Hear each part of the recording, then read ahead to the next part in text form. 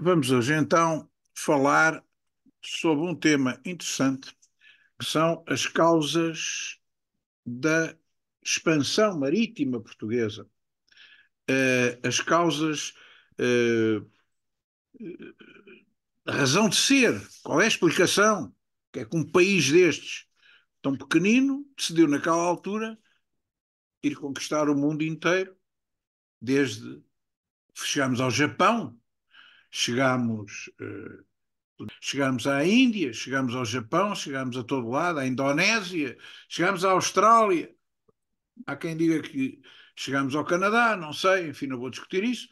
É uma discussão que não acaba. A questão que se põe é porquê é que um país destes, não é, um país como o nosso, que é pequeno e que é pobre, como é que isto aconteceu? E eu vou acrescentar qualquer coisa, que é como é que isto aconteceu e porque é que aconteceu, e em segundo lugar, uh, o que é que isto determinou, que coisas dramáticas para a humanidade é que esta nossa atitude terminou. Vamos começar pelo princípio. Porquê é que só naquela altura? Porquê é que não antes? Porquê é que não antes? Sim, Portugal já existe desde 1143 oficialmente. 1140 é a data fantástica da criação de Portugal, mas não é. É um bocadinho mais tarde. Era para coincidirem os centenários, mas enfim. E, portanto, desde 1143 até 1500, até 1415, porque é que tivemos tanto tempo sem fazer nada? E a explicação é fácil. Portugal começa com. Aliás, Portugal é um país rebelde. Era. Pelos vistos, agora voltou a ser. Era um país rebelde. Aquilo era um condado portucalense que pertencia ao grande reino de Aragão, chamado Império, não sei como, Imperador de Aragão, de Leão. E, portanto, era uma espécie de um, de um condado que não era de todo em todo soberano, mas que tinha, apesar de tudo, tinha alguma autonomia feudal, era uma coisa importante, que tinha alguma capacidade de autogestão. Foi dado a uma filha do rei de Leão, supostamente filha natural, não se sabe bem ao certo, a Dona Urraca era filha legítima. A nossa Dona Teresa, casada com Dom Raimundo, a Dona Teresa provavelmente não seria, mas enfim, é uma coisa que é um bocado indiferente, tem nada a ver com. Voltou a ser como era, quer dizer, não havia distinção grande entre, a não ser jurídica, mas muito pouca, entre certos filhos naturais e filhos legítimos, era um bocado indiferente. Neste caso era indiferente. E ela foi dada em casamento a um príncipe francês. Não havia França, mas enfim, a um príncipe francês da dinastia de Borgonha, Henri de Borgonha, que tem um papel menor aqui, não é? É o padreador. Bom, e então, descendente de Pepino Breve, daqueles prefeitos de palácio, vocês já não devem ter dado nada disto na história, mas enfim. Bom, deste casal nascem entre outros, nasce o grande Dom Afonso Henriques. E o Dom Afonso Henriques é daquelas figuras únicas, não é? É um homem que se motivou a si próprio a mudar o rumo da história.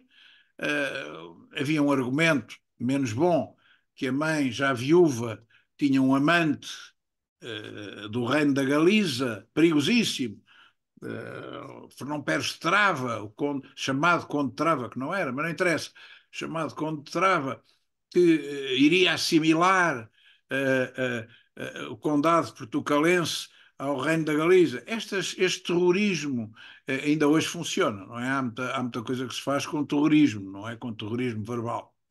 Enfim, se é essa a causa ou não, não interessa. O Dom Afonso Henriques resolve revoltar-se e tornar-se independente.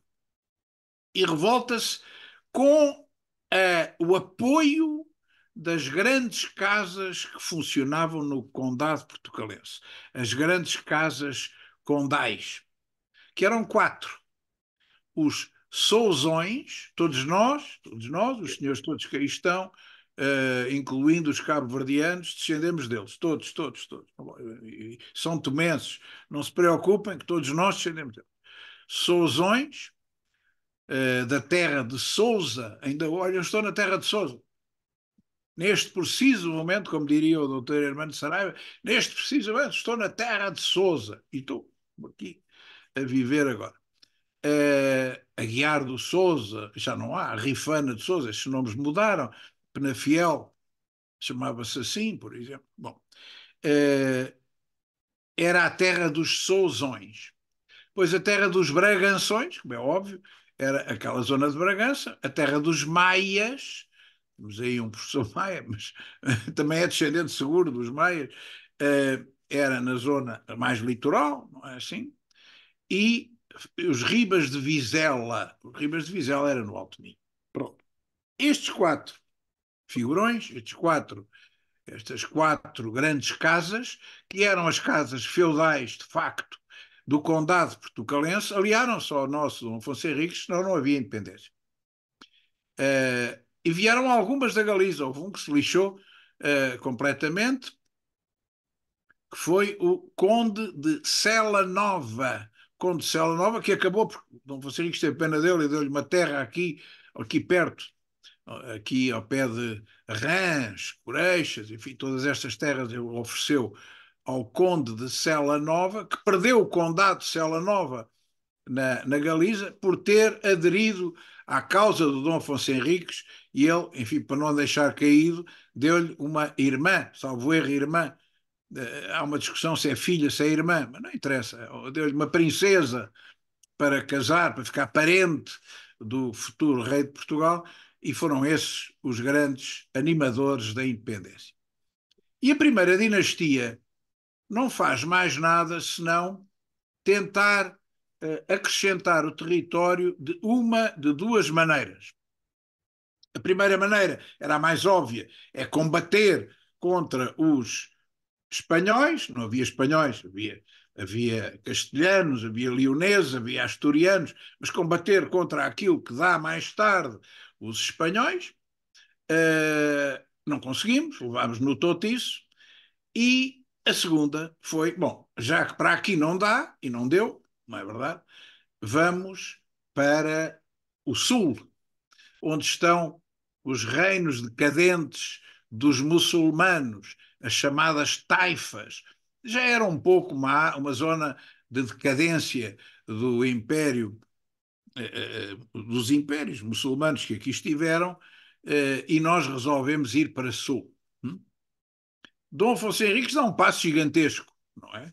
Contrata os contrata, no sentido técnico, contrata os cruzados que vinham do norte, alemães, provavelmente escandinavos que vinham do norte, para a Terra Santa. Ele contrata-os e faz uma travessia de mar até à entrada do Tejo, entra em Lisboa, cerca Lisboa e rebenta com aquilo tudo e dá uma semana de saque como prémios. Os cruzados podiam saquear aquilo tudo. Depois a Santarém, portanto, caramba, deu logo um avanço enorme. E no fundo, agora não vou entrar por aqui, porque senão nunca mais acaba, a primeira dinastia o que fez foi chegar até o Algarve. Basicamente foi isto. Foram voltando, houve uns regressos, uns recuos, uns avanços, mas a grande linha de vitória da primeira dinastia foi chegar até ao Algarve. Aquilo que nós temos hoje, com menos uns bocados, porque por exemplo, o Conselho de Olivença, ficámos sem ele na Guerra das Laranjas, embora haja um tratado que dá razão a Portugal e diz a Olivença pertence a Portugal, a Espanha nunca mais devolveu a Olivença. Isto não é só a Crimeia. Isto não é só a Crimeia. Isto aconteceu sempre ao longo da história. Nós somos donos oficiais da Olivença, um tratado oficial reconhecido pela Espanha diz que Olivença é Portugal e até hoje nunca mais nos devolveram a Olivença. Nunca mais. Bom, isto é bom que os senhores saibam, porque em relações internacionais há um conflito eterno entre o direito e a força, entre a geopolítica e o direito. E aqueles que acham que relações internacionais é só direito, deviam emigrar para o curso de direito e não ficar aqui. E aqueles que acham que é só força, deviam ir para um curso de militar. As relações internacionais é sempre uma dialética entre estas duas coisas. Bem, Ora bem, uh, quando é que acabou a guerra com a Espanha? A guerra com as Espanhas nunca acabou, mas acabou aquela primeira grande tentativa de invadir Espanha e de conquistar a Espanha, acabou por volta de 1385. E, portanto, o que nós fizemos a seguir foi consolidar o Sul, consolidar o Alentejo e o Algarve. Não foi fácil, não pensem lá, não foi fácil. E aqui chegamos ao reinado do Dom Fernando. O nosso Dom Fernando e o nosso Dom Dinis tentaram suster aquilo que era uma tendência, atenção, estamos na primeira dinastia, uma tendência quase inexorável de fuga dos campos para as cidades. Olha, onde é que a gente já ouviu isto? Ah, é um fenómeno recente. Não, não. É um fenómeno que existe desde a fundação de Portugal. A fuga dos campos para a cidade, para o litoral. Desde esta altura. Atenção, é impressionante. Há séculos e séculos que isto ocorre. E porquê? E porquê? E como é que isto foi combatido? Por exemplo, com a lei das sesmarias, com a criação de uma espécie de pertença do trabalhador à terra, com a vinculação dos trabalhadores à terra. Bom, é mais ou menos por aqui que vai. Isto resultou em parte, mas não acabou com o problema de maneira nenhuma. E, portanto, Portugal tinha muito com que se entreter. A lei das Marias é de Dom Fernando, só para terem uma ideia, de 28 de maio de 1375, só para terem uma ideia do tempo. Bom, e depois? E o que é que acontece então? Bom, acontece aqui que há uma crise absolutamente fundamental que dá a reviravolta nisto tudo, que é a crise de 1383-85, a sucessão do Dom Fernando. O Fernando só tinha uma filha e essa filha casou com o Dom João de Castela. Ai, ai, ai, que lá vai o reino outra vez para trás. Não é? Vamos ficar sem isto. E, nesta altura, eu digo sempre, Portugal, infelizmente, porque eu sou monárquico ferranho, ferranho. Mas tenho que reconhecer uma coisa, é que a seguir à Suíça, o país mais republicano da Europa é Portugal. Porque a atitude que toma sempre é sempre uma atitude republicana. Nunca é uma atitude monárquica. Por exemplo, o Dom Afonso Henriques voltar-se contra a mãe, que era a rainha, é tratada como rainha. Era a rainha legítima, é um ato subversivo que não é típico de uma monarquia. A crise, a deposição de um dos herdeiros da coroa logo na primeira dinastia, alegando impotência, é um ato claramente subversivo contra a sucessão normal. Não gostamos deste rei. O gajo é estúpido. O melhor é vir o irmão. Bum, fora. Ter o Papa no barulho. Terceira, a crise de 1383. E lá vai a senhora casar com um espanhol. Não há espanhóis, atenção. Castelhano, e lá vai outra vez o país embora. Não, não, não pode ser. E então, nós, isto volta a ser Portugal, inventámos tudo, até umas cortes que nunca existiram. Falsificámos, vejam bem o que chegou, falsificámos as cortes de Lamé, que nunca existiram na vida, não é? E as atas das cortes, e dissemos, não, não, olha, está aqui escrito nas atas que se for uma herdeira, não pode casar com um príncipe estrangeiro. Tudo isto era falso. E pior ainda, fomos buscar um senhor que não tinha o menor direito a ser rei, porque era filho ilegítimo de uma judia chamada Pelicana, filha de um homem honrado chamado Barbadão de Chaves. Barbadão, porque de vergonha pela filha ter engravidado ilegitimamente, nunca mais cortou a barba. Isto é as lendas do costume. O Barbadão, isto é o que foi na história, o Barbadão de Chaves. E a filha tinha a alcunha da Pelicana. Bom, e casou, não é verdade, com o mestre Davis, o futuro Dom João I, que não tinha direito nenhum, a ser rei de Portugal. Portanto, mais uma vez, uma atitude subversiva de tipo republicano. Bom, e é por aqui que vai é por aqui que vai, digamos, de certa forma, o futuro da. Já lá vou. Queria primeiro dizer que, porque há muita bibliografia online que mente por ignorância, não é por má fé. Ainda hoje abri um site que dizia assim: causas principais da, da expansão marítima portuguesa. O espírito da curiosidade científica, expandir a fé cristã, conquistar honrarias e títulos. Isto é completamente falso. É completamente falso. Está errado. Não é nada disto. Isto são consequências que depois é evidente que têm um efeito de causalidade circular. Mas isto não são causas iniciais. É mentira. Pura e simplesmente mentira.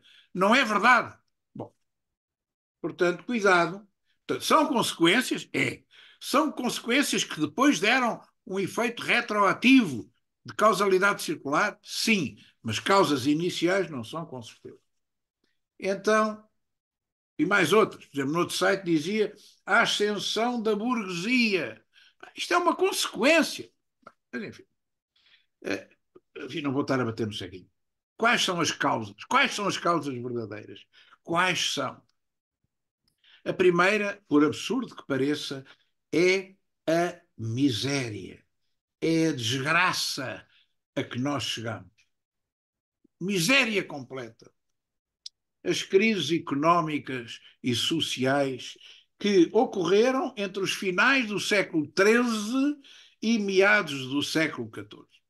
Fome, colheitas destruídas por pestes, enfim, contra os cereais. Miséria, miséria. E esta aqui, esta crise sistemática da agricultura e da pecuária, sim, cria o chamado primeiro ciclo vicioso da pobreza. As pestes e as pragas criam um abaixamento daquilo que é o alimento. O abaixamento do alimento provoca fome, fomes, fomes negras, em que morrem centenas de milhares de pessoas. A fome provoca baixo rendimento do trabalho, fuga dos campos, está? A fuga dos campos provoca baixas produções e temos o círculo vicioso fechado. Estão a ver? Pronto. Isto é fundamental perceber-se, porque nunca mais lá vamos. Portanto, é um ciclo de crises agrícolas que provocam fome, que provocam baixo rendimento, que provocam fuga dos campos, que provocam baixas produções, as baixas produções provocam fome. Uh, Segundo, para agravar isto, os impostos. Não é só agora que o Estado é iníquo a distribuir os impostos. Na Idade Média, a distribuição dos impostos era absolutamente inconcebível para hoje. Havia, como os senhores sabem, três estados: a nobreza, o clero e o povo, terceiro estado. Só pagavam impostos os do terceiro estado. Só o povo é que pagava impostos. O quê? Então o senhor está a dizer que aqueles ricalhaços, os tais condes, não pagavam nada, não pagavam nada. Então e os clero, os conventos, não pagavam nada. Estavam isentos, como a própria lei dizia, eram isentos do pagamento de impostos. O pagamento de impostos é só contra o povo. Por isso é que há a Revolução Francesa. Por isso é que há a Revolução Francesa, muito mais tarde. Bom, portanto, este carregar nos impostos, porque cada vez havia menos riqueza e cada vez se carregava mais nos impostos, vai provocar, obviamente, um conjunto de revoltas horríveis, de enfim, de subversões, porque as pessoas, quando estão com fome, fazem tudo. Estou com fome. Atenção, que isto é um recado para o futuro, não é para o passado. Um recado para o futuro. Pessoas com fome fazem tudo. Em 1755, quando houve o terremoto, 3 meses depois estavam a fazer canibalismo em Lisboa. Canibalismo em Lisboa! É, foi a primeira vez? Se calhar não foi. E não vai ser a última? Talvez não vá. Estou-vos a avisar. Depois eu disse, olha, que aquele velho tinha razão. Pois tinha. E agora? Bem, o mal é um provérbio português também desagradável. O mal nunca vem só. É verdade. Não sei porquê. Eu não sou supersticioso, mas isto é verdade. O mal nunca vem só. Em cima desta crise toda, vêm as chamadas pestes. Peste bubónica, coisa sinistra, a peste negra. O que era a peste bubónica? Ficavam com umas bolhas horríveis na pele e depois rebentava aquilo, a pessoa morria. Peste negra. Porquê? Porque a pele ficava preta. Peste negra. 40, mais de 40% de taxa de mortalidade. E essa mortalidade, 40%. E essa mortalidade incide perigosamente sobre as crianças. Mortalidade infantil perinatal. O que é que isto quer dizer? Nos primeiros tempos após o nascimento. Perinatal.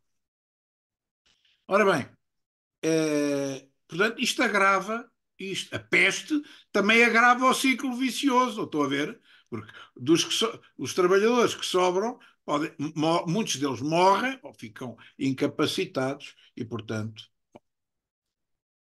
e a pergunta é: onde é que havia alívio? Onde é que havia riqueza? Onde é que havia o Eldorado? Onde é que havia um Eldorado? Havia. O Eldorado ficava sobretudo em 2 sítios na Europa. Na zona da Itália, cuidado que Itália só há no século XIX. Não havia unificação italiana. Foi feita pelo Cavour e pelo Garibaldi, lembram-se, não é? A Península Itálica estava partida em inúmeros reinos e repúblicas e sabe lá, sabe lá o quê. Até colónias de Espanha, de Aragão. A parte de baixo era uma colónia do reino de Aragão. Não é? A Sicília, Nápoles, a Sicília eram colónias de Aragão. Ora bem, mas é em Veneza. Veneza é o Eldorado. Ei, olha aqueles gajos como é que vivem. Ali não há crise, ali não há problema. E nos Países Baixos, em Amsterdão, em Roterdão, aqueles grandes portos da Antuérpia. Ei, aqui é só riqueza. E, portanto, há fugas. Nós tivemos inúmeras colónias de portugueses que emigraram, judeus sobretudo, mas não só, que emigraram para estas zonas. Ora bem, e portanto havia esta ideia de que era possível ser rico, mas já não era possível, era aceder às rotas que eles tinham. Porquê é que eles viviam tão bem? Porque tinham rotas diretas para o Oriente. A rota da seda, a rota da China, aquelas rotas que levavam às especiarias, ao ouro, ao marfim, à seda por terra, chegavam a Veneza. Veneza era a porta do Oriente. E, portanto, era, digamos, o know-how e aquilo que era específico e próprio deles, nós já não tínhamos espaço ali. E então começa a haver uma ideia de tentar, vamos tentar concorrer com eles de outra maneira, encontrar outra maneira de chegar à, de chegar à Índia, de chegar a estes tesouros que fazem enriquecer as pessoas. Bem, já falei do Dom João I. O Dom João I, portanto, não é só porque se derrotou a pretensão da rainha, da Dona Beatriz e do Dom João de Castela para ficarem com o reino de Portugal, como era legítimo que fosse, mas porque o Dom João I casa com uma pessoa crucial na política europeia daquela altura, a Filipa de Lencastre, filha do Duque de Lencastre, John of Gaunt. O John of Gaunt é um dos dois partidos, era o partido mais forte, por acaso perdedor, mas mais forte da Guerra das Rosas. A Guerra das Rosas, que é a história que dá origem à Guerra dos Tronos, para terem uma ideia do que é. Os senhores podem ir ver, eu não vou agora, obviamente, falar disto, porque senão nunca mais acaba a aula, não é? Mas vão ver o que era a Guerra das Rosas. É a concorrência entre dois ramos reais, cujos símbolos eram uma rosa branca ou uma rosa encarnada. Portanto, a Guerra das Rosas, ambos que tinham um símbolo de uma rosa. É por aí que vai. Ora, o John of Gaunt criou aqui uma espécie de terra secundária, aonde casou a filha com o novo rei, para eles não se importavam que aquilo acontecia lá assim, e atrás dele veio a corte do próprio John of Gaunt, do Duque de Lencastre. E essa corte é o top da novidade, da ilustração da ciência que aquela época tinha. E essa corte, vindo para aqui, de alguma forma, educou os nossos governantes de maneira a que criou a célebre ínclita geração, são os filhos deles. Foi o princípio. Quem são os filhos? O célebre rei Dom Duarte é o primeiro rei de Portugal, não é o último, mas é dos poucos, que sabia escrever bem e que fez um livro fantástico chamado A Arte de Bem Cavalgar em toda a selva, por exemplo. Bom, portanto, o Dom Duarte, o eloquente, um homem sábio, o grande infante Dom Henrique, que é fundamental para esta história, o infante santo Dom Fernando, enfim, era a ínclita geração. Ora, o nosso Dom Henrique, que é o segundo, é posto à cabeça da Ordem de Cristo. A Ordem de Cristo era riquíssima, porque uma série de terras que o país tinha conquistado foram entregues à Ordem de Cristo. O que era a Ordem de Cristo? Era a Ordem dos Templários. Como sabem, a Ordem dos Templários, que tinham ajudado Dom Afonso Henriques a conquistar isso, foi extinta por um rei francês por inveja. Enfim, agora não vamos entrar nos pormenores, foi extinta por inveja e o nosso rei de Portugal disse, não, o nosso Dom Dinis disse, não, eu não tenho, foi no tempo dele, nós não temos nada a ver com essa coisa, os senhores dizem que andaram aí a fazer poucas vergonhas e uma tentativa subversiva, não, os portugueses da ordem não têm culpa nenhuma. E quando o Papa quis extinguiu a Ordem dos Templários, o nosso Dom Dinis disse, não, desculpa, aqui não, que nós não temos nada a ver com essa guerra. E é por causa da insistência do nosso Dom Dinis que se converte a Ordem Portuguesa, ou melhor, o ramo português da Ordem dos Templários na Ordem de Cristo. A Ordem de Cristo não é mais do que a continuação da Ordem dos Templários. Estão a perceber? Os cavaleiros da Ordem dos Templários mudaram de nome para a Ordem de Cristo, mas ficou tudo igual. Aliás, a Ordem dos Templários já se chamava Les Pauvres Chevaliers du Christ, os pobres cavaleiros de Cristo. Tinham um símbolo com um cavalo e dois homens em cima, porque eram pobres. É mentira, que a ordem era riquíssima. Mas os pobres cavaleiros de Cristo. Bom, portanto, já havia esta designação.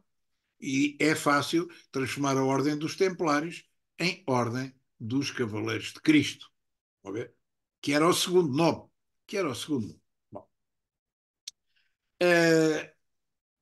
E, portanto, esta ínclita geração tem um homem de gênio, chamado Infante Dom Henrique, que fica com este território todo à sua guarda, que fica com este rendimento todo à sua guarda, isso é que é fundamental, o rendimento, não é? Mais do que tudo,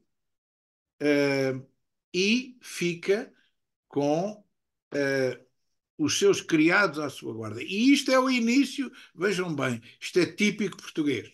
Típico português. Isto é que é o início dos descobrimentos e da expansão. A Ordem de Cristo, aquilo a que se chamou a Escola de Sagres, que não é escola nenhuma, e os criados do infante. Todos os primeiros navegadores eram criados do infante. Vejam bem, oh, que isto chegou. Criados do infante. Eu já lá vou. O que é isto da escola de Sagres? É mentira. Então ensinaram isto, põem na história, isto é tudo uma peta. Não.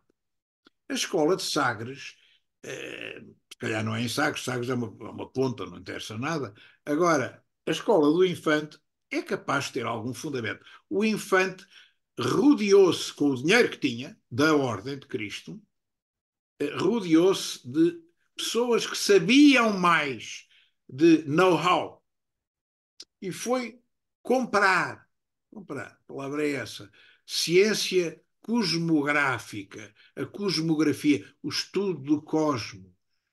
Foi comprar cartografia, cartas de marear, cartas antigas, ciência sobre a arte de navegar. Foi consultar mercadores que andavam a percorrer o mundo, náuticos, alguns deles até muçulmanos. Nas nossas armadas era muito frequente, incluirmos pilotos muçulmanos, porque eles sabiam, tinham know-how. E é a partir daqui que começam a enviar, em que o próprio infante começa a enviar os seus criados. Mas é impressionante, ele treinou os seus criados para serem os primeiros navegadores. Em Portugal não havia marinha, já havia, desde o tempo del rei Dom Fernando, primeira dinastia, Fernando. Ele contratou o primeiro almirante em Génova. Porquê? Porque os italianos é que sabiam. Era o Misser Peçanha, esqueço-me do nome próprio dele, e que dá origem aos almirantes Peçanhas, que são os almirantes, os primeiros almirantes de Portugal, são genoveses e vêm contratados pelo rei Dom Fernando. Dá origem à família Peçanha. Todas as pessoas que em Portugal, no Brasil e fora, por aí fora, se chamam Peçanha, são descendentes, ou Passanha, são descendentes do almirante Peçanha. Bom, reparem bem, criados do infante que são descobridores, está o senhor a dizer. Sim, sim. Vamos começar pela Madeira. João Gonçalves Zargo. Zargo quer dizer zarolho. É uma alcunha. João Gonçalves Zarolho. Mais tarde, João Gonçalves da Câmara, que descobriu a Madeira. Quem é ele? Criado do infante. Tristão Vaz, dito Teixeira, Teixeira era a mulher, criado do infante. Giliane, criado do infante. Diogo Cão, Bartolomeu Dias, o célebre, eu gosto muito deste, que é meu antepassado, e penso que do professor Maia Loureiro, Afonso Gonçalves Baldaia, Baldaia, que descobriu a Costa do Ouro, ao pé do Senegal, ao pé da Guiné, no Golfo da Guiné. Digam-me só uma coisa, sabem o que é que o Baldaia fazia antes disso? Era copeiro do infante. Era o gajo que ia buscar o tintol e os copos para o infante, para servir. Copeiro do infante. É com gente, isto não é mentira, é com gente desta que o infante vai fazer a primeira avançada. A avançada para o norte da África e a avançada para as Ilhas Atlânticas. Estas duas avançadas. Dir-me-ão, mas então era só criados do infante, só havia gente, copeiros e sei lá o quê. Não, não. Depois foi recrutar um pouco mais acima. A segunda leva de navegadores já eram uns fidalgotes da província. Da província, mas eram da província, não eram da corte. Eram fidalgotes da província. Já agora, se quisermos, vai buscar a Belmonte o Pedro Álvares Cabral, Belmonte, que é frio e longínquo, e vai buscar ao Alentejo, não sei se da Vidigueira, ele era conde da Vidigueira, mas foi feito depois conde da Vidigueira, mas não sei se era dali, mas era do Alentejo, de certeza, o célebre Vasco da Gama. Já um extrato diferente. Já um extrato diferente. Estamos em 1498 e 1500. É nessa altura que os reis vão buscar a segunda leva de descobridores. Já não é o infante que já tinha morrido. Bom, portanto, uh, mais uma causa. Sem a casa do infante, sem a casa do infante, sem os criados do infante, sem o rendimento da Ordem de Cristo, sem a tecnologia que o infante Dom Henrique foi desencantar, não havia expansão, pelo menos da mesma forma. Uh, penso que na terceira, não é verdade? Ou na quarta. Quinta causa, a tecnologia. Há um conjunto de tecnologias novas, na altura novas, mas perfeitamente revolucionárias, que permitiram a expansão. Já falámos dos cartolários, as cartas de navegar, já falámos, enfim, dos pilotos e do know-how, mas há equipamento, hardware notável, alguns inventados por nós, que permitem a navegação. O sextante permite navegar pelas estrelas. A bússola, a vela triangular, ninguém percebe isto. A vela triangular tem até aqui, dizia os senhores, mas então não havia no Mediterrâneo barcos romanos? Havia. Então, mas não havia barcos gregos? Em Troia havia. Não havia vikings que vinham por aí abaixo, havia. Mas ninguém sabia bulinar. O que é bulinar? Hã? É navegar contra o vento. É navegar contra o vento. Bulinar é navegar contra o vento. Isto era impossível, porque ou havia vento a favor ou não se navegava. Ora, esta nova técnica da guerra triangular, da vela triangular, é fundamental para ir e vir. Ir e vir. Não era só as correntes, não era só bom tempo, era preciso saber ir e vir. Bom, portanto, a tecnologia. Sexta causa, o Tratado de Tordesilhas. O Tratado de Tordesilhas foi o bingo que saiu a Portugal, foi o bingo. Foi o bingo. Quem é que era Papa? O Papa, um dos Papas mais devassos da história do mundo, acho eu. O Papa Alexandre VI, sobrinho do Papa Calixto III, outro debochado, que eram de origem espanhola. Espanhola é sempre entre aspas, não há Espanha. A não ser a partir dos reis católicos é que há Espanha. Ou Espanhas, digamos, mais ou menos unificado. O Papa Borgia, não sei se já viram, quem gostar de cinema, eu recomendo. Há uma série fantástica chamada Os Borgia. Vale a pena. É um bocado, enfim, um bocado harsh, é um bocado cruel contra o Borgia. Eu acho que o Borgia não era tão mau como o pintaram, fazem ali um tipo maquiavélico e tal, mas o Borgia era um debochado, isso era indiscutível. Um tipo que vai para Papa, leva a amante atrás para o Vaticano, leva os filhos da amante atrás para o Vaticano. Um deles é feito cardeal, o outro é feito comandante da guarda dos exércitos. E a outra é uma menina muito gira, chamada Lucrécia Borgia. Ponham na net Lucrécia Borgia e vejam que gira que ela era. Pelo menos eu acho que era gira, mas enfim, eu já sou de outra geração. Que ele casou às tantas, salvo erro, com o Duque de Mantua, depois o pai tinha ciúmes.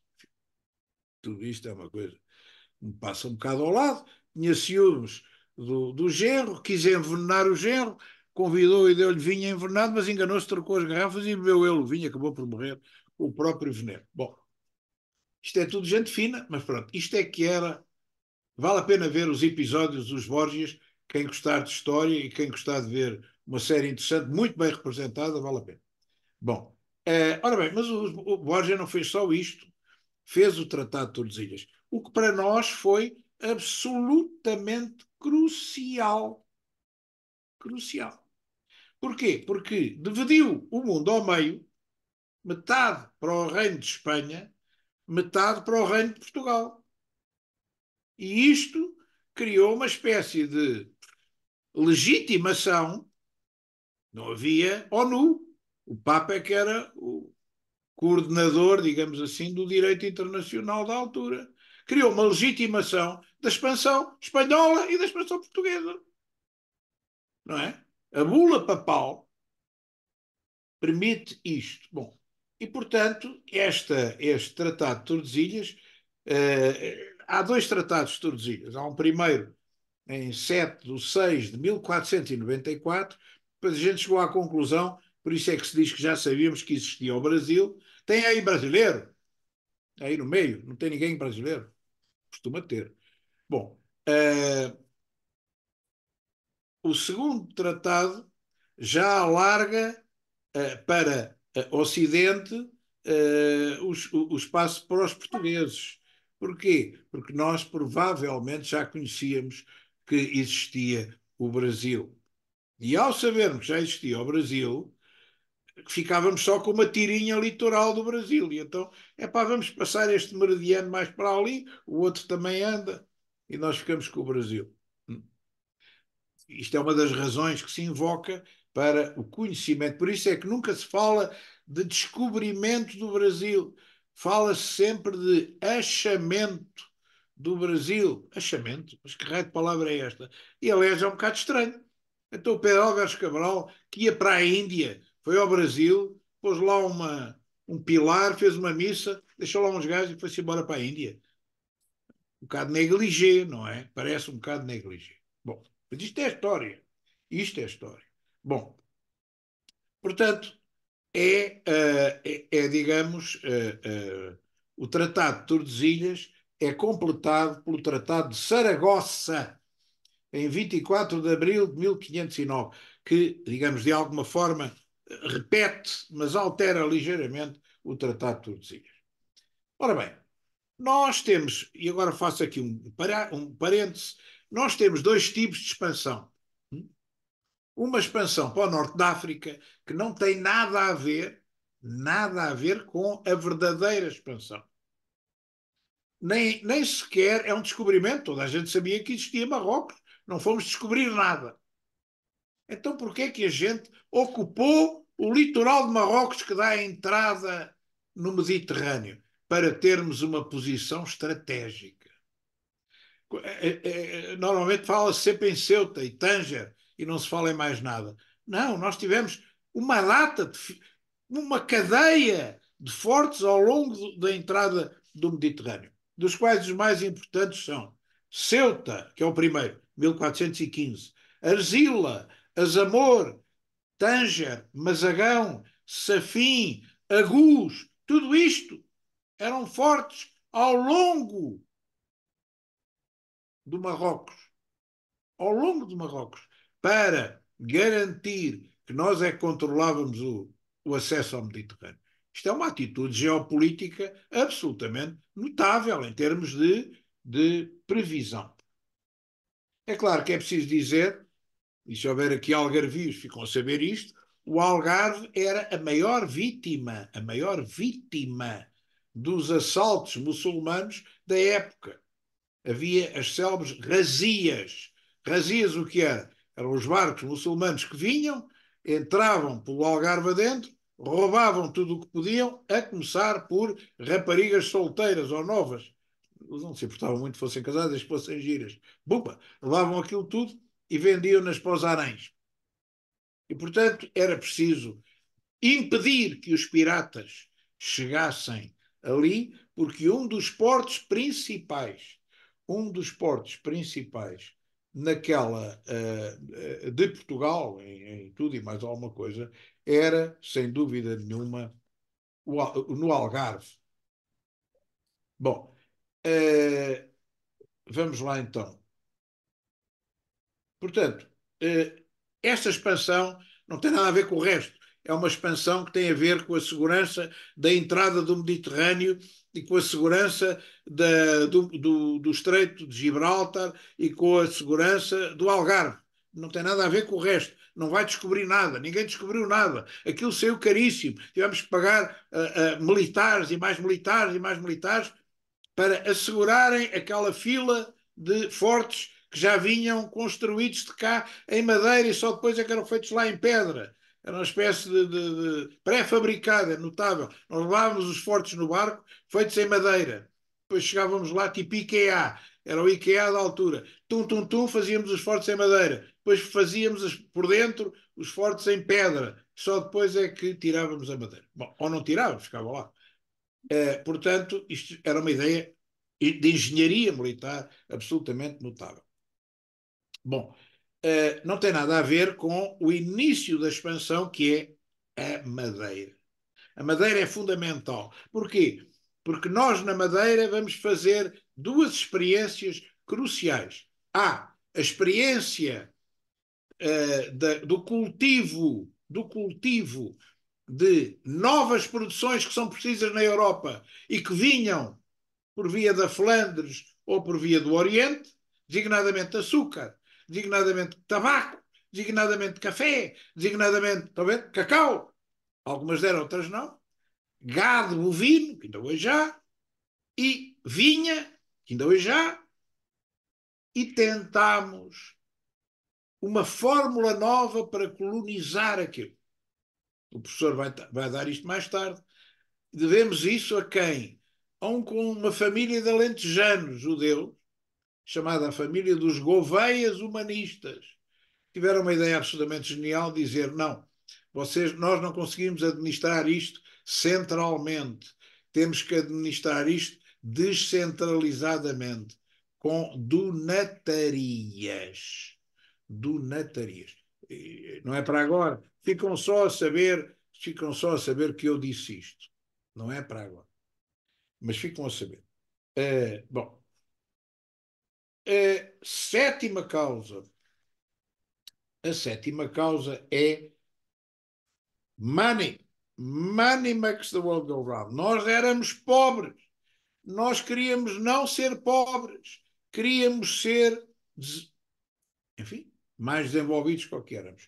E chegámos à conclusão que era preciso um caminho para enriquecer, alternativo ao caminho que era usado pela Flandres, marítimo, ou que era usado pela rota de Veneza. Bem, e então fomos tentar a viagem de circunnavegação.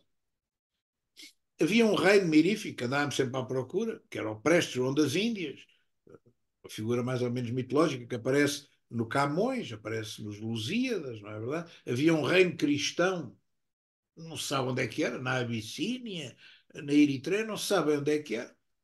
Um reino cristão, lá para longe, nós íamos encontrar como aliado.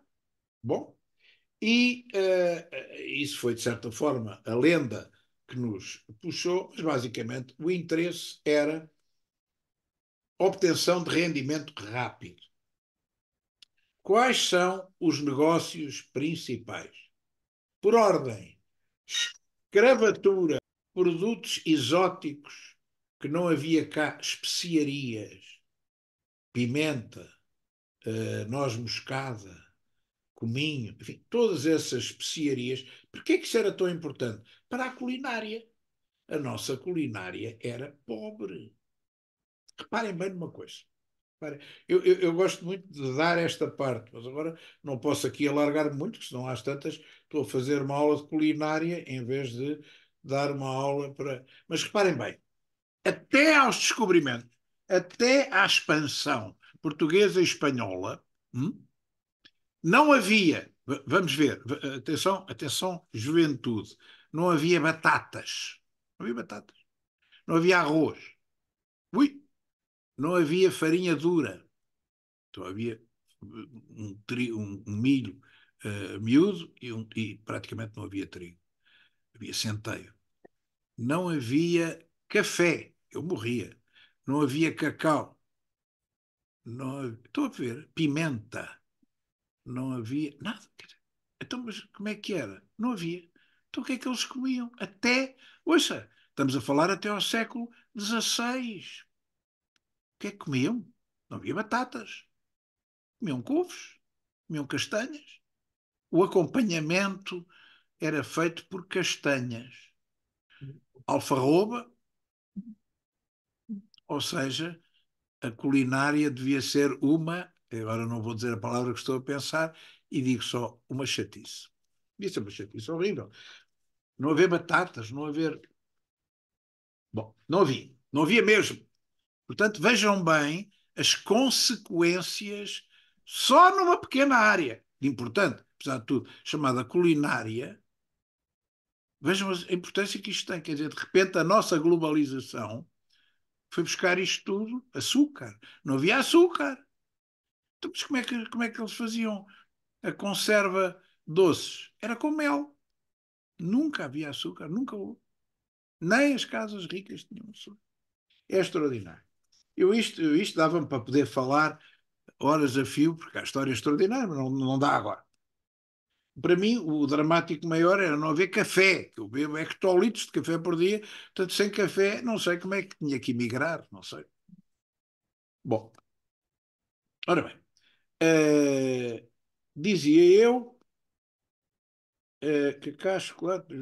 E a forma mitológica daquilo que mobiliza a expansão. Expansão significa uh, viagem mais ocupação, é a ideia do easy money, a ideia do dinheiro fácil.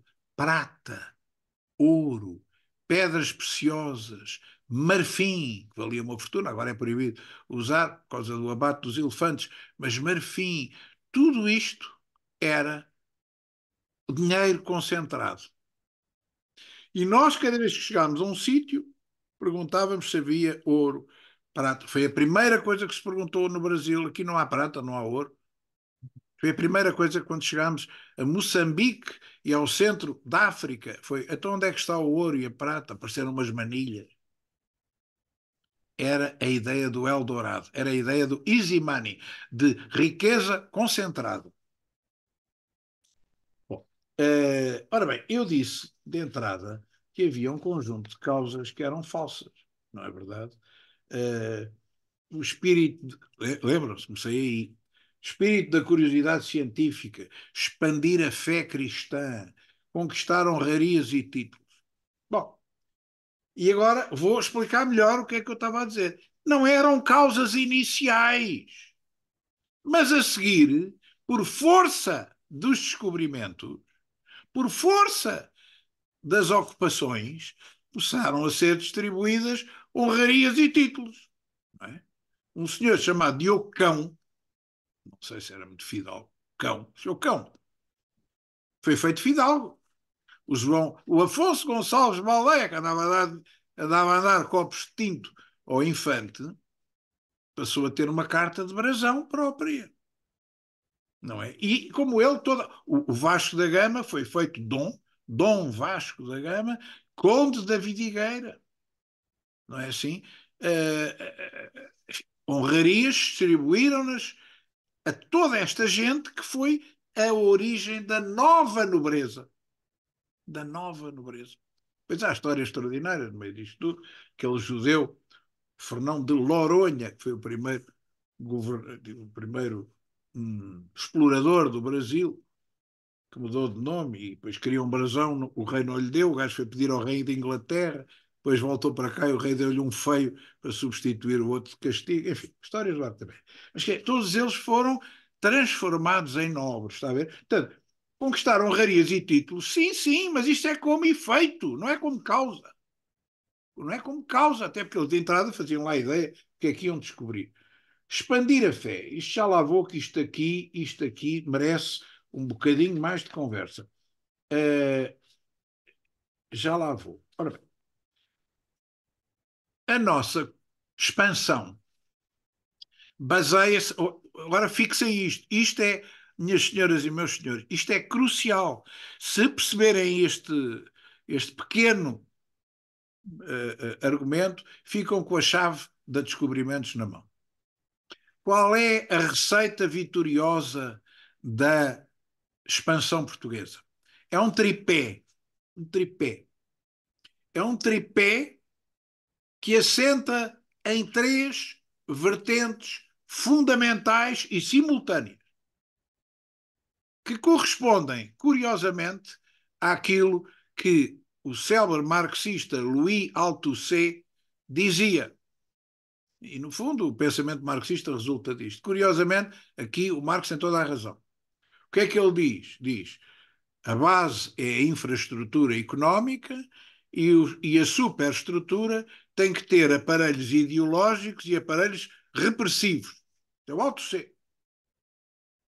Ora bem, o que é que a gente fez? Sem saber que iria existir um Althusser no século sei lá qual, aparece a mesma ideia. Espera lá. O que é que nós temos que ter como tripé? Money, portanto, o interesse, a economia, o rendimento, a infraestrutura económica que paga, que remunera. Primeiro aspecto. Superestrutura, aparelhos ideológicos e aparelhos repressivos unidos. Aparelhos ideológicos, a Igreja, os jesuítas, a educação, as escolas, o ensino da língua. Se os senhores forem ao Barbosa, como é que ele se chama? Aquele autor que tem a bibliografia toda, esquece-me agora. Os primeiros autores dos descobrimentos são padres que fazem as gramáticas da língua portuguesa e a língua nativa onde nós chegamos. Tupi-Guarani, ou Ronga, Quimbundo, Umbundo, até chegar à China. São os missionários, padres, que fazem o primeiro instrumento para a colonização, que é a comunicação. As primeiras gramáticas, os primeiros dicionários de português, qualquer coisa. Estão a ver? Isto é admirável. Isto é admirável, porque é aquilo que o Althusser diz por uma pena. Séculos e séculos antes de ter nascido o Althusser, o Karl Marx ou o Engels. Em segundo, portanto, religião, educação, língua, cultura. Estão a ver? Aparelhos ideológicos. Do outro lado, aparelhos repressivos, armada, canhões, soldados, militares. Estão a ver? Aparelhos ideológicos, aparelhos repressivos e a sustentar isto tudo, a economia. Ora, a economia local não dava para sustentar isto tudo. É evidente, não era rentável. E nós introduzimos uma nova fórmula para a infraestrutura que distorce completamente as culturas. Aí é que fizemos um genocídio. Não foi tão rápido como o genocídio, outro genocídio, mas foi um genocídio. O que é um genocídio? É a destruição de uma determinada cultura ou de um determinado povo, ou impedir que ele se replique, que ele continue. Não é necessário matar o povo. Não é necessário matar o povo. Eu posso dizer, o senhor não pode falar mais esta língua. O senhor não pode produzir mais literatura destas, nem música, nem comida, nem nada. Fica proibido fazer isto. Bom, estou a fazer um genocídio e não matei ninguém. É um genocídio cultural. Bom, eu sou de direita, atenção, toda a gente já me conhece, sou completamente reacionário, mas como professor não há esquerda nem direita, há factos. Os factos são estes. Portanto, tenho muita pena para a direita, que gosta muito de dourar esta pílula, é falso. Portanto, isto é um genocídio. Foi feito com essa intenção? Não, não foi. Não havia uma ideia maquiavélica, preconcebida, dizer, e agora vamos destruir a cultura destes gajos. Não. Vamos é ganhar dinheiro. Ganhar dinheiro. E para ganhar dinheiro temos que pôr estes gajos a trabalhar sem pagamento. Escravo. e criar monoculturas extensivas. Esta é que foi a fórmula. Na agricultura não chega aquilo que é a agricultura de subsistência, que era o que existia lá. Existia no Brasil, existia em Angola, existia em Moçambique. Agricultura de subsistência, quer dizer, as próprias populações produziam alimento para a sua subsistência e mais não. E nós rebentamos com isto. Dissemos, não, não, não, não, não.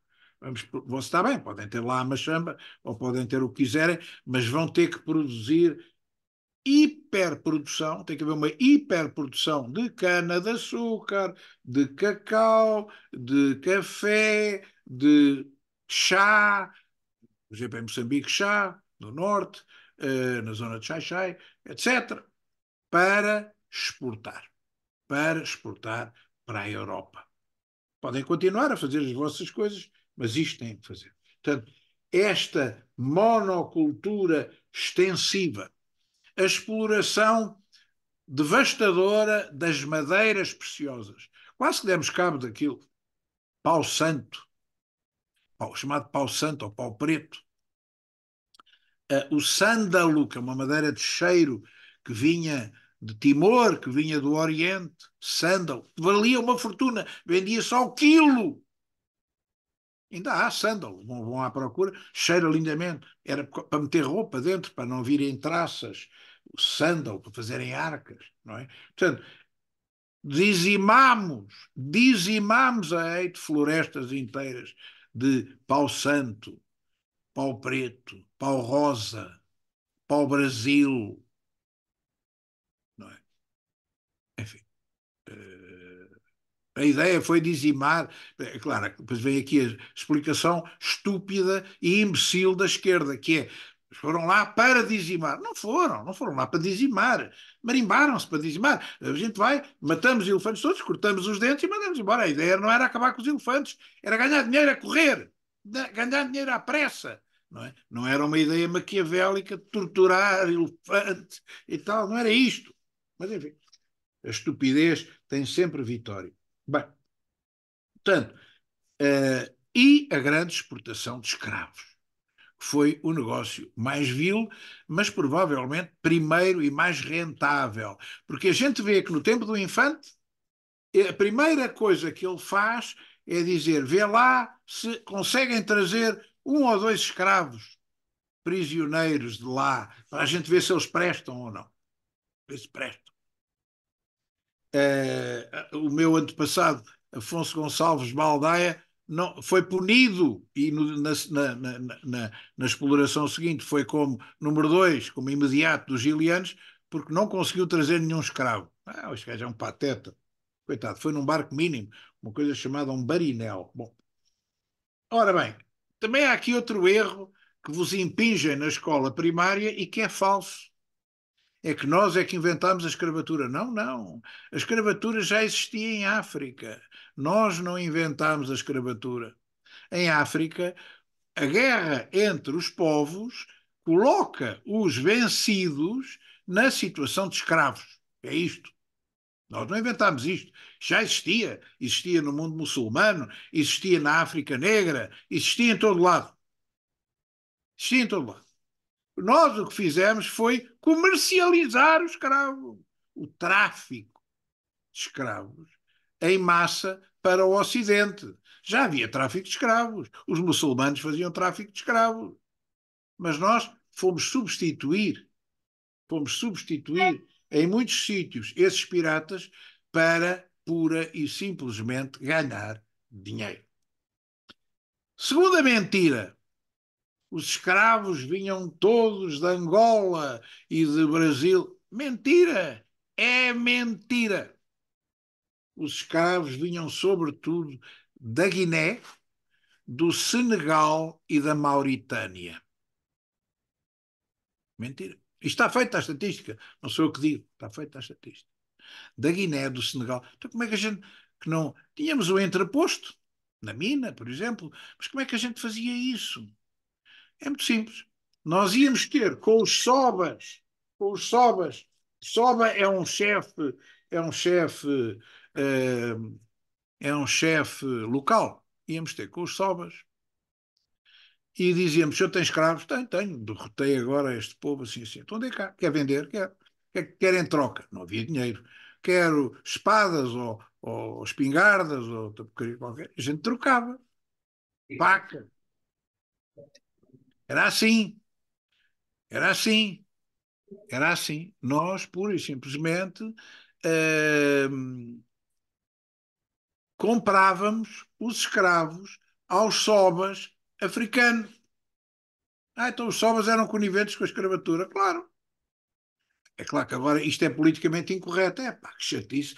Agora temos uma data de negros a fazerem escravatura. Isto não interessa. Corta. Mas esta é que é a verdade. Esta é que é a verdade.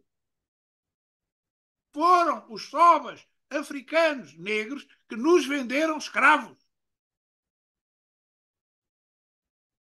E não só. Nas Filipinas e noutros sítios também faziam. Está bem, isto melhora a nossa presença? Não, não. É um horror na mesma. É um horror.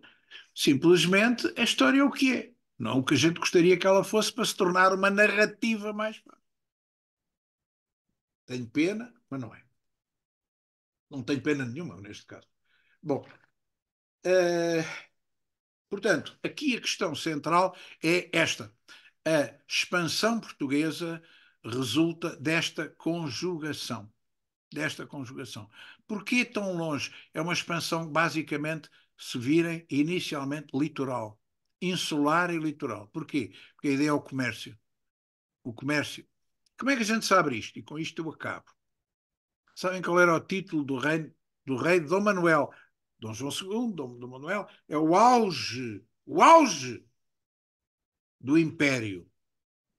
Como é que era o título dele? Dom Manuel, rei de Portugal e dos Algarves, da Aquém e da Alemar. Alemar era Ceuta e tal.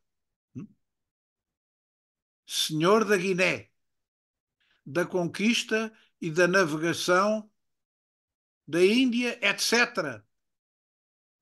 etc.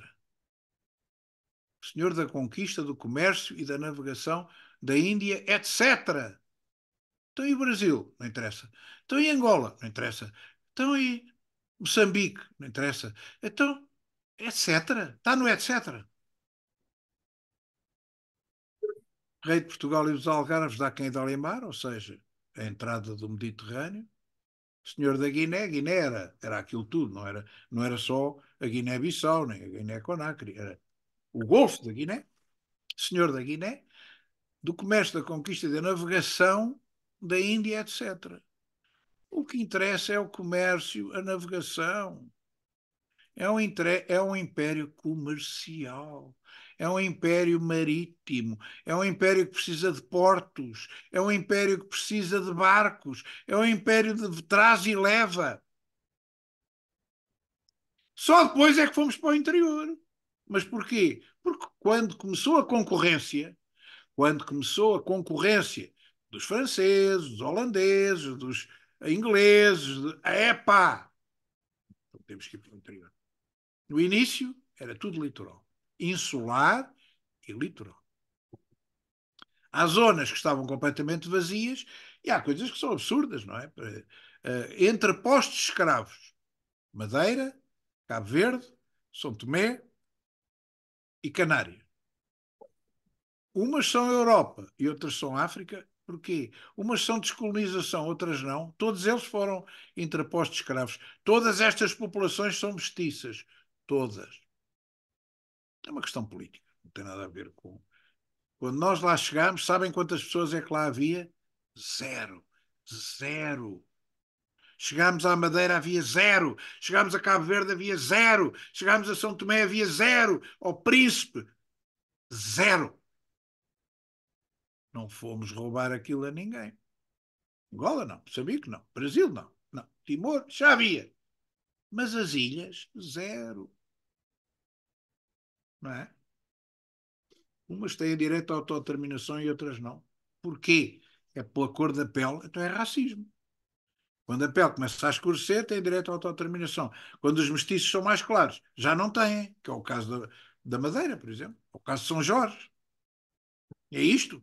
Isto é que é o critério? Não, é um critério político. Mas, enfim, isso é outra conversa, não vale a pena para hoje. Bom, e, portanto, eu não vos quero amassar mais, fico por aqui. Perguntas, estou à vossa disposição, se quiserem fazer perguntas. Se não quiserem fazer perguntas, não façam. E pronto. Só não tive, eu não entendi muito bem a ligação do genocídio. O genocídio, vamos lá ver, o genocídio é um conceito que foi criado apenas no julgamento de Nuremberg em 1945. Portanto, só existe crime de genocídio a partir dessa altura. Ou seja, a partir de 19, final da guerra, de 1945, quando se criou o conceito de genocídio. Só que a definição de genocídio mostra que já houve genocídios para trás. O que é o genocídio? Segundo a definição de Nuremberg, é a destruição física de um povo, matar os judeus como os nazis fizeram, 6 milhões e meio. B, criar condições objetivas para impedir a sua reprodução, era o que estava a fazer a Indonésia com Timor-Leste. Vamos pagar às miúdas do povo Maober, de Timor, para as esterilizar, nós pagamos, e elas depois não podem ter filhos e acaba o povo Maober. Isto é um genocídio. Mas não mataram ninguém. Não, mas impediram a continuidade do povo Maober. Ou a destruição sistemática da sua cultura. Portanto, se nós chegarmos a um sítio e impedirmos o povo de ter as suas tradições, ter a sua língua, ter a sua a culinária, ter as suas danças, ter a sua. Está a perceber? Proibirmos isto e criarmos, que para nós, eu não queria apontar o dedo aos Estados Unidos, mas onde é que está a cultura dos índios? Não houve ali um genocídio? Ai, ai, ai. Melhor, enfim, quero, não quero entrar por aí, porque queria ver se ainda vivia mais uns aninhos, mas é complicado, porque índios, enfim, há folclore índio, não é? Volta e meia, os índios tiram os jeans e tiram os Nikes e põem-se em tronco nu e mascaram-se com umas coisas e tal, para fingir que ainda, e põem umas penas. Mas há uma cultura índia, de certeza absoluta. Neste momento, neste momento, a Namíbia e a África do Sul estão a destruir o último reduto dos nossos antepassados primitivos da humanidade inteira, que é os povos Khoi, Khoi e Khoisan e Khoikhoi. São os busquímanos e os hotentotes com drogas, álcool, que estão a acabar com eles. Isto é genocídio? Eu acho que sim. Quem é que fala disto? Ninguém. Como dizia o nosso professor Adriano Moreira, que foi refundador desta escola, há povos que são descartáveis. Está a perceber? A Nigéria, na guerra da Nigéria morreram mais de 4 milhões de pessoas. Quem é que fala disto? Não é? Não há direito, porque na Ucrânia já morreram 500 mil pessoas. Eu sei, é horrível, horrível. E 4 milhões? Não, na Ucrânia morreram 500 mil. Pois, eu sei, é horrível. E na Nigéria, 4 milhões. Não, na Ucrânia morreram 500 mil. Porra, pá! Ninguém diz porra. Mas deviam dizer. Porque isto é uma vergonha. É o chamado duplo critério. São povos que não interessam, que se lixe, descartáveis. Ninguém fala deles. Estão a perceber? Portanto, isto é que são as relações internacionais. É bom que os senhores ouçam, que é para não terem ilusões sobre o futuro, para não terem ilusões sobre o que é que aí vem. As relações internacionais são este duplo critério. Povos descartáveis. Portanto, ninguém estava-se tudo marimbando. Como é que eu sei isto? Porque eu fui presidente da Comissão de Acompanhamento de Timor-Leste do Parlamento Português. Moá. Moá. Fui 2 vezes à ONU fazer discursos contra isto. E até o Partido Comunista Português. Sou de direita, reacionário. Não se iludam comigo. E o discurso que eu fiz foi de tal maneira violento, que eu fui ameaçado. E já não entro mais em pormenores, mas posso contar a história. Ameaçado de levar um enxerto de pancada, sendo deputado. E foi cá, em Portugal.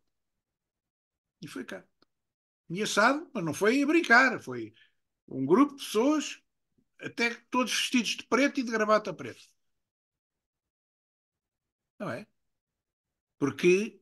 Porque a Indonésia não podia ser maltratada na ONU, porque era aliada. Eu já passei por algumas coisas, sabe? Isto é coisa de dar aulas e não ter feito nada na vida é mau, porque os senhores ficam a achar que o mundo é um surrealismo como um jogo qualquer que os senhores vão ir buscar, não é? Não, não é. Isto passa-se assim, a sério. Portanto, eu não estou nada arrependido, arrisquei o coiro por causa de um genocídio que estava em curso em Timor. Felizmente acabou bem, mas podia não ter acabado. Podia não ter acabado. Acabou bem. E uma das pessoas que mais fez por aquilo foi o Dom Duarte. Ninguém lhe dá mérito nenhum. Foi uma das pessoas que mais lutou pela independência de Timor-Leste. Enfim. Bom, mas portanto, genocídio tem estas três vertentes. Destruir um povo fisicamente, pum, pum, pum, pum, ou impedir que ele se reproduza, ou destruir a cultura, ou impedir que a cultura exista. São três formas de genocídio. Hum? Quais é que o Hitler praticou? Todas. Todas. Matou-os, esterilizou-os e quis destruir a cultura, porque incendiou os livros, incendiou as sinagogas, incendiou aquela porcaria toda. São as três formas de genocídio. Pronto, aqui tem a ligação. Percebeu ou não? Onde é que o amigo está? Pronto, ótimo. Mais alguma pergunta? Eu tenho uma pergunta. Boa tarde. Faz observar. Não se pode afirmar também que o Tratado de Tordesilhas é uma consequência da já exploração portuguesa e não só uma causa, sendo que Portugal já sabia da existência do Brasil, é também uma consequência da exploração portuguesa. Mas quer dizer, tem um. Sim, senhor, tem toda a razão. Mas tem um aspecto que é inovador, que é a legitimação, está a perceber?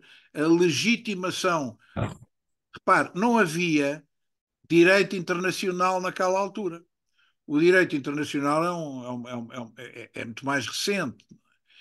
E havia uma figura que representava a República Cristiana, que era o Papa. O Papa era o sucessor do imperador. Era a República Cristiana. E, portanto, a lei internacional era, de alguma forma, assegurada pelo Papa.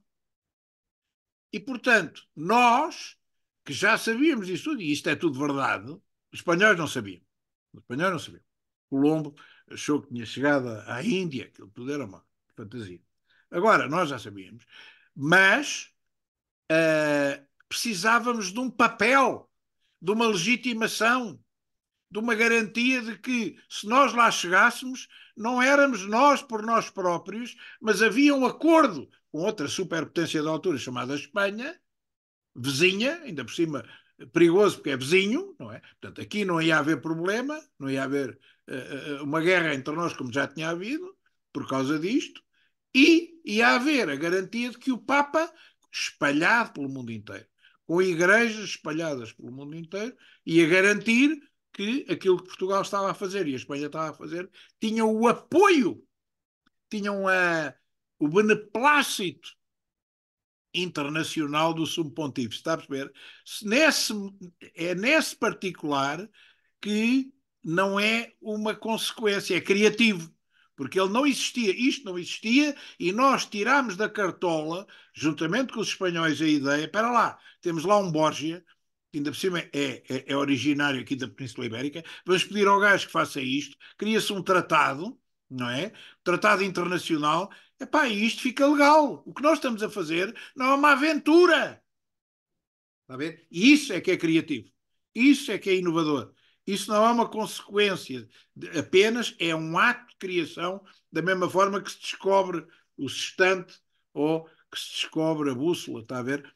É nesse particular. Agora, já havia para trás algum conhecimento? Claro que já havia, mas isto é um salto qualitativo.